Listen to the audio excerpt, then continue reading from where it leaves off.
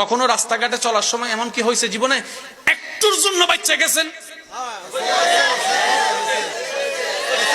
যাদের যাদের হয়েছে একটু হাত তোলেন। ও বারে সবার এবার হাত নামান। আচ্ছা একটুর জন্য বাঁচাটা কেমনে আবার শুনেন। আজকে মাহফিলটা শেষ করে আপনি রাস্তা দিয়ে যাচ্ছেন ৩-৪ জন বন্ধু মিলে। আল্লাহ যে কখন কারে দয়া করে বলা যায় না, সেজন্য সবসময় মন পরিষ্কার রাখবেন। যার মন পরিষ্কার, নিয়ত পরিষ্কার, আল্লাহ তারে দিবেই দিবে, মারুম করবে না।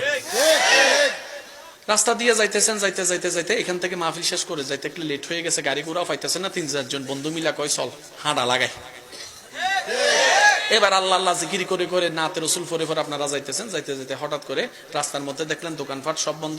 ওই খাম্বা ফিলারের পাশে একজন মুরব্বী দাঁড়ায় আছে, মা অথবা বাবা একজন মুরব্বী। ওনারা দেখে জিজ্ঞেস করলেন, কিও বাবা এখানে দাঁড়ায় রয়েছেন কিন্তু?